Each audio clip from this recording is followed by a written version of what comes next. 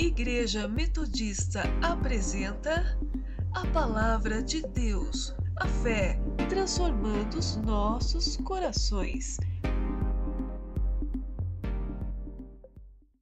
Abra a tua Bíblia em Lucas capítulo 10.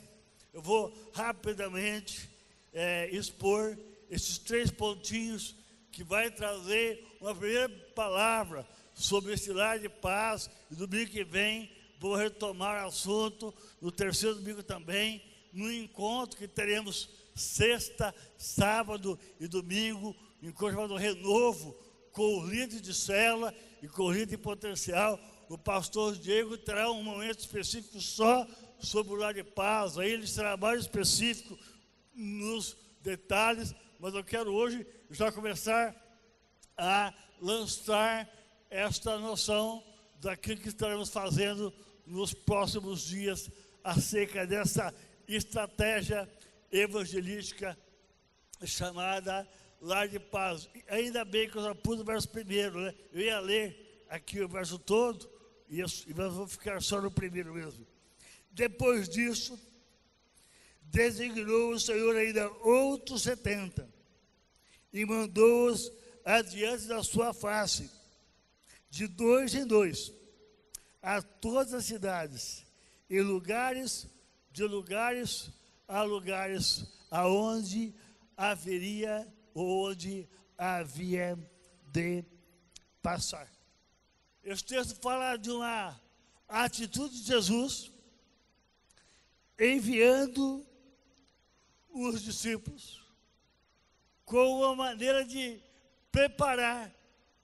O texto fala que ele mandou adiante da sua face, ou seja, como que preparando o caminho do Senhor, como que adiantando, porque ele tinha intenção de estar ali e fazer muitas coisas. Então ele separa os seus discípulos e como que adiantando a estratégia. E nós, com base neste texto, queremos, a partir do dia 21 de março, estar começando e desafiando a igreja, aquilo que é chamado Casa de Paz. Ou seja, nós estaremos indo exatamente como esse texto sugere, estaremos indo também de 2 em 2, nos lares, como que semeando a paz. Eu quero repartir 3 rápidos tópicos, até porque o tempo não me permite. Primeira coisa que eu quero pensar, pode pular esse momento. Primeiro, volta 1, você pulou 2, querido. Não, isso. O que eu quero pensar nesse momento é que estamos sendo enviados pelo Senhor. Vamos ler esse slide juntos? Vamos lá?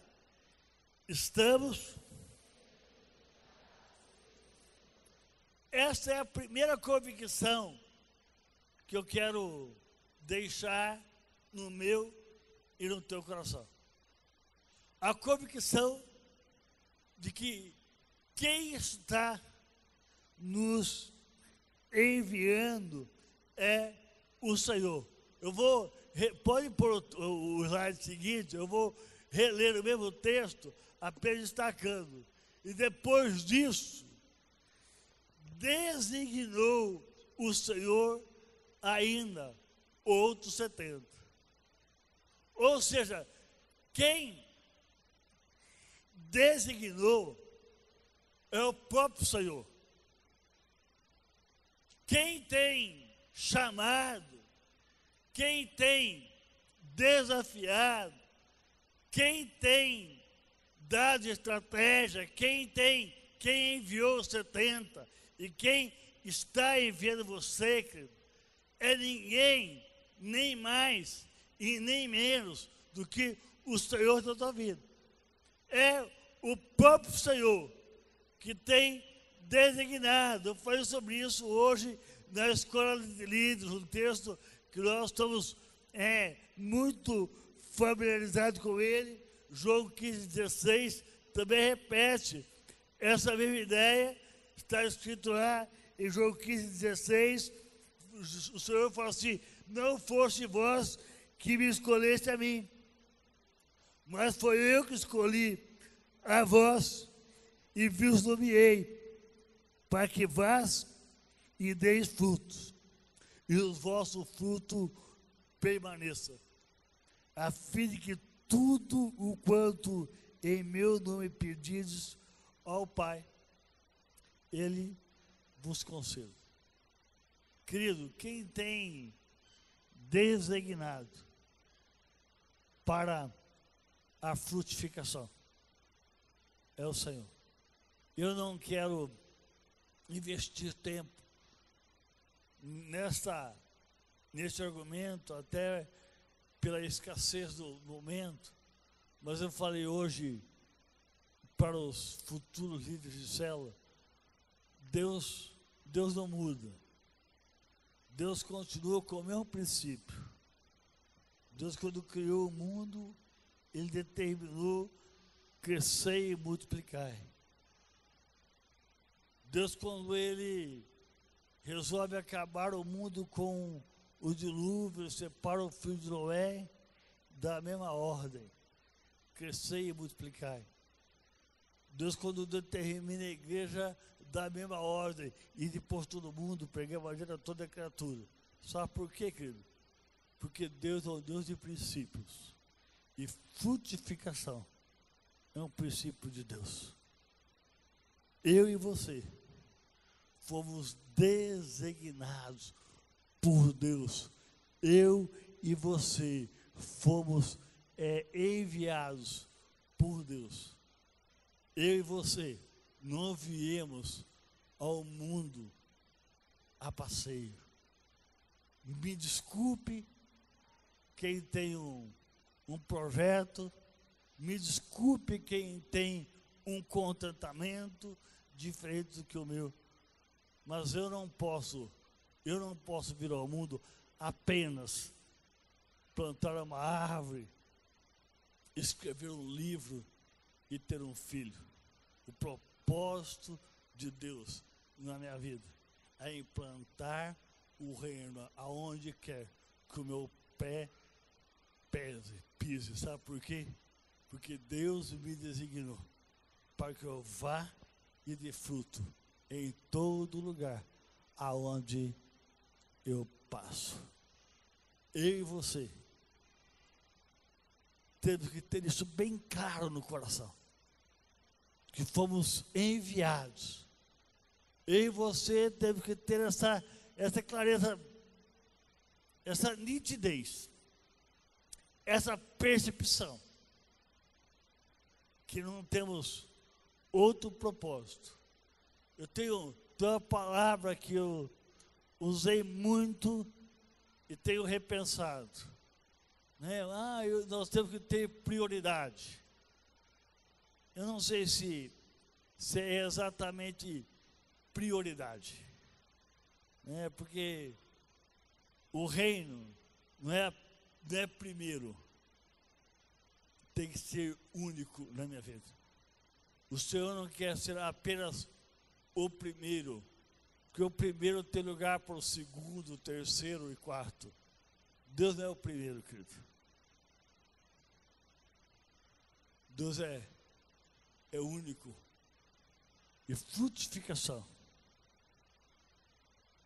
a designação que Deus tem dado para mim e para você, tem que ocupar de maneira não só prioritária, mas de maneira absoluta a nossa agenda e os nossos compromissos. Deixa eu rapidamente pensar um pouco no segundo tópico que eu quero despertar para fazer você pensar um pouco no decorrer da semana.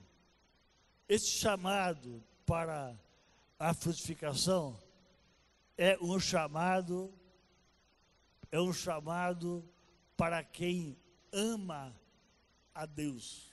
Eu não sei se eu consegui colocar de maneira clara aquilo que eu estava lendo hoje à tarde. Eu não sei como isso me impactou. Eu não sei se eu estou conseguindo ser claro para transmitir para você aquilo que o meu coração foi impactado na leitura do livro do Danilo Figueira. E todos os líderes de rede receberam esse livro também. Né? O chamado é o chamado exclusivo para aquele que ama. Olha o texto, eu vou reler o texto, está na sequência o slide, que também está no mesmo texto. E depois disso o quê? Ele chamou 70. Nós estamos aqui no capítulo 10 do livro de Lucas. Então, para você entender o depois disso, você tem que dar uma lida no verso do capítulo 9. Esse depois está ligando as verdades ditas anteriormente. Sabe por quê, querido? Embora isso não estava apontado na leitura, a Bíblia é clara em dizer que, embora muitos são chamados, então o texto está na sequência, ele deve estar na sequência, Mateus 22, porque muitos são chamados, mas poucos escolhidos. Deus, quando chamou a muitos. Deus, quando vocacionou a todos. Deus, quando convocou para frutificação, chamou a todos. Mas, Éder, são todos os que vão corresponder a essa frutificação? Infelizmente não. Por quê? Porque, embora muitos são chamados, nem todos terão a resposta suficiente a tal ponto de ser escolhido. Não por serem excluídos, porque Deus não tem filhos prediletos. Escuta bem isso que eu vou dizer para você. Escuta bem, porque me ouvir é fácil, me entender que é difícil. Né? Já que você não pode me entender, pelo menos me escute. Né? Pelo menos isso você consegue, me escutar você consegue. Me entender, sabe Deus se dá. Né? Mas me escutar dá. Então me escute. Deus não prefere uns do que outros. Mas tem alguns de nós que adotamos algumas atitudes que nos faz ser preferido. Por quê? Porque nós preferimos a Deus. É muito simples você entender isso. É muito simples. Alguns irmãos, amanhã, por exemplo, é bonito de ver. Né? Eu vou sair para o almoço ao meio-dia e com certeza vou encontrar pelo menos uns 4 ou 5 irmãos que vão estar jejuando, não sei. Ah, pastor, Deus preferiu eles? Não. Eles preferiram a Deus. De alguma forma, aqueles irmãos estão preferindo a Deus. E lá na frente, vão se tornar também preferidos de Deus. Não é porque nasceram prediletos, mas se tornaram prediletos. Não é porque foram chamados, porque chamados foram muitos, mas foram ao longo da vida, tomando atitude que fizeram deles escolhidos. Todos nós somos chamados. Os nossos comportamentos, as nossas decisões vão determinar se seremos ou não escolhidos. Porque muitos são chamados, poucos os escolhidos. Vamos voltar para o texto? Eu estava dizendo que o chamado é para aqueles que amam. E olha o verso 9, eu escolhi 3 textos do verso do capítulo anterior, de pessoas que escolheram a Deus. Olha, vamos ver o capítulo 9 de Lucas, verso 57 e verso 58. Aconteceu que, indo pelo caminho, lhe disse um: Senhor, segui-te-ei aonde quer que fores. E disse Jesus: a raposa tem os seus covis, as aves dos céus têm o seu ninho, mas o Filho do homem não tem aonde reclinar a cabeça. Sabe quem são as pessoas que vão entender o chamado do Senhor? Pessoas que vão abrir mão do conforto e da comodidade. Ah, pastor, eu quero fazer assim a casa de paz, mas eu quero fazer desde que esteja dentro do meu conforto, dentro da minha agenda. Querido, deixa eu dizer para você, você que quer servir o Senhor, guarde bem isso. A raposa do céu tem o seu covil, as aves do céu, a raposa tem o seu covil, as aves do céu tem o seu ninho. Se você quer ser cristão, sabe que o Filho do homem não teria que ir na cabeça. Já falei sobre isso, não quero ser repetitivo. Não quero bater na tecla.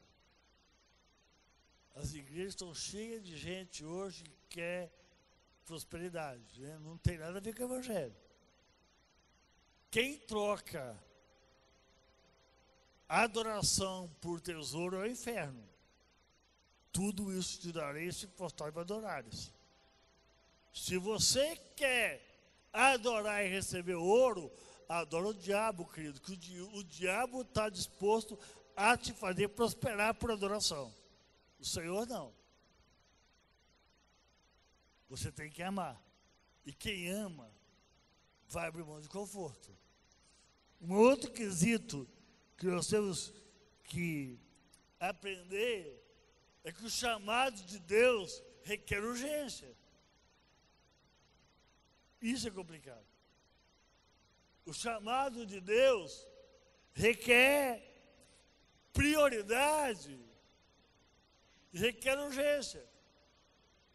O chamado de Deus não dá para postergar. E essa é a verdade que é muito difícil pregar hoje. Porque nós somos acostumados a tratar Deus como o bobinho, né? Deus pode esperar. Dê uma lida do capítulo 59 e 60, aí de Lucas 9. Eu estou pregando de Lucas 10, né? Quando eu falei depois disso, olha o verso 59 e 60 de Lucas 9. Disse o outro: segue-me. E ele respondeu: Senhor, deixa que primeiro eu vá enterrar meu pai. Mas Jesus observou: deixa os mortos enterrar seus mortos. Tu vai e anuncia o reino do céu. Sabe por quê? Porque o reino de Deus tem urgência. Aqui não está falando do velório físico, querido. Aqui está falando de gente que quer primeiro acertar a vida. Eu sei que só essa palhinha que eu vou dar é suficiente, eu vou encerrar rapidinho. Você conhece aquele tipo de gente que fala assim, pastor, olha, eu estou acertando a vida. Quando eu tiver 15 casas de aluguel, quando eu tiver a vida toda arrumada, e eu tiver meu futuro garantido, aí pode contar comigo. Aí não precisa mais, deixa os mortos enterrar os mortos. Quando você acertar toda a tua vida, você quer servir a Deus sem depender de Deus, você está louco? Você quer servir a Deus tendo a vida toda acertada, querido? Você está maluco? O reino de Deus tem urgência, querido. Ou você serve a Deus hoje, ou nunca mais, Zé Mané. Você acha que o reino de Deus vai esperar você acertar a tua vida, arrumar a tua aposentadoria? Nós temos urgência para tudo, percebeu? Nós temos urgência para tudo, querido. E tratamos o reino de Deus com relaxo. Sabe por que muitas pessoas vão ficar fora? Porque não amam a Deus, querido. Não amam. Deixa os mortos enterrar os mortos.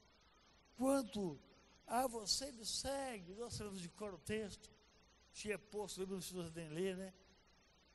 Nós somos chamados a buscar, em primeiro lugar, o reino de Deus, a sua justiça, e crer que o resto é resto.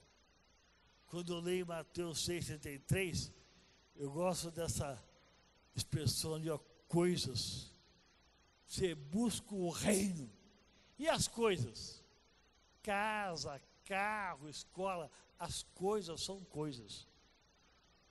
As coisas, Deus acrescenta. O reino tem prioridade, o reino tem urgência, o reino é para agora. E para encerrar esse segundo tópico, eu só citar o terceiro, deixa eu dizer uma coisa para você, querido. Nós temos que ter disposição de perseverança no ministério. Olha o que diz Lucas 9, 61 e 62. Já que eu estou pegando sobre Lucas 10, olha o Lucas 9. Diz também outro, Senhor, eu te seguirei, mas deixa-me primeiro despedido que estou na minha casa. Disse Jesus, ninguém que lança a mão no arado e olha para trás é apto para o reino de Deus. O reino de Deus, querido, não pode ter opção. Eu não posso ter um olho no peixe, um olho no gato. Eu não posso ficar olhando para o passado. Quando eu fui para o ministério, eu ainda tinha uma loja que eu poderia herdar. Eu louvo a Deus que eu não tenho mais. Eu lamento que meu pai não tenha uma condição tão boa quanto tinha antes. Mas como era ruim, eu tenho um plano B. Como era ruim eu não depender, eu tenho com a mão no arado e poder olhar para trás. Quero encerrar essa palavra. Pode pular, eu tinha algum texto aí, pode pular. Eu vou encerrar. Uma vez que Jesus viu, uma vez que Jesus viu com quem poderia contar, então ele começou a enviar de 2 em 2. E eu quero encerrar por aqui.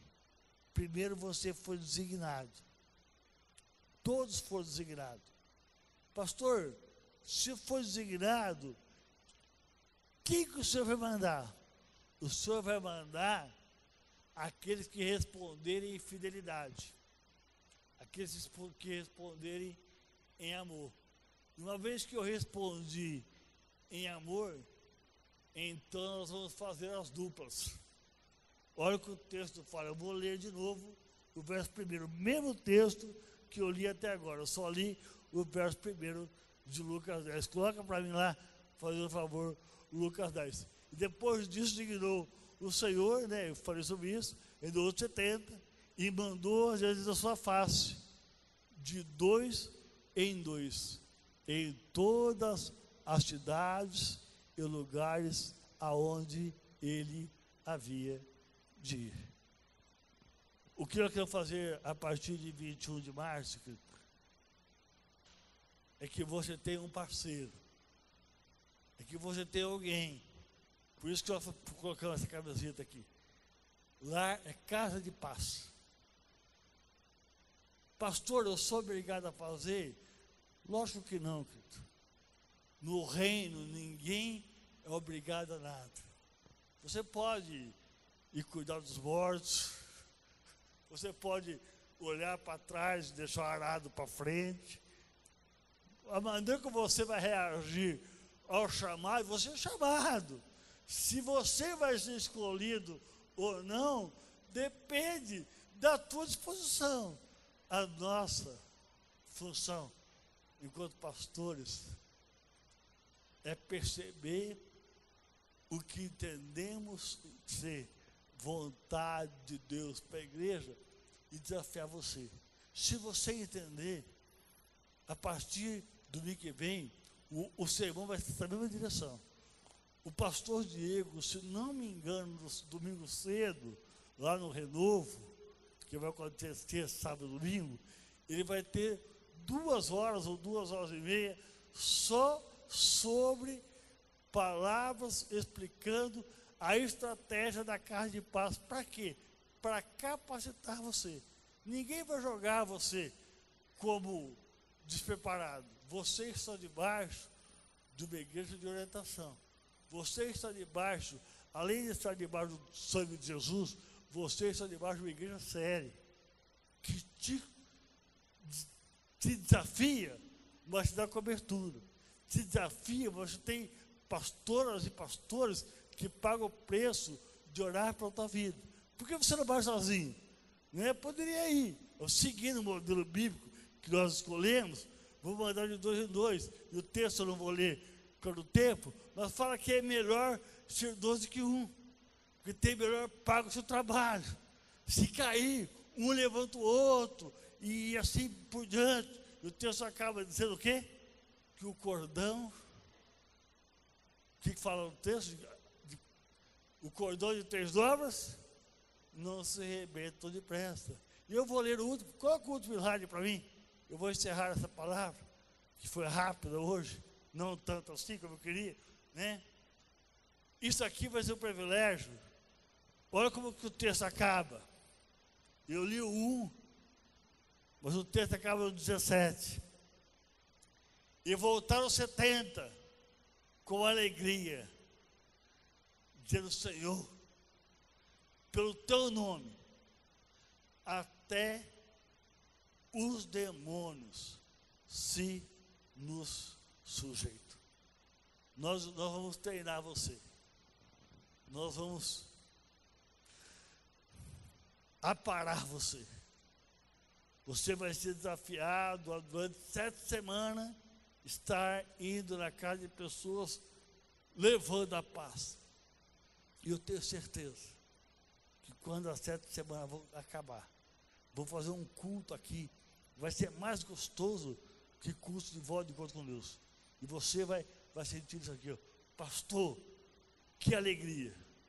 Até os demônios se nos sujeitaram pela obediência que tivemos à estratégia estabelecida. Qual que é o meu desafio? Eu não vou te convidar você, não vou lhe convidar nem para vir para o altar. Gostaria que a partir de hoje você orasse por no mínimo 5 pessoas. Que pessoas são essas, pastores? Pastor, pessoas que não estão ligadas à igreja, ou que já foram ligadas à igreja, e que hoje não estão mais. E que você pode, debaixo de orientação que nós vamos te dar, estar sendo um agente da paz. Durante 7 semanas, você vai receber os estudos, você vai receber as orientações e em duplas, de 2 em 2, durante 7 semanas. Você vai estar, no mínimo, em uma casa. Pode escolher mais do que uma, porque não vai ser uma célula, não vai ter uma reunião de 1 hora, não vai ter um acompanhamento, vai ser apenas uma campanha de oração. Você vai ser desafiado a sair diante deles, preparando a grande obra que Deus tem para fazer. A partir de hoje, que você ore, pedindo a Deus que te revele, no mínimo uma, mas o ideal é ser 5 pessoas, filhos da paz, que Deus quer que você seja um mensageiro da paz, para que você possa levar e ministrar a paz de Deus em cada casa dentro de Arapongas. Feche seus olhos onde você está. E agora, em silêncio absoluto, não vamos ter nenhuma canção agora. Eu vou pedir ao Espírito Santo que comece a trazer nomes ao teu coração. E a partir de, talvez agora, a partir de hoje já,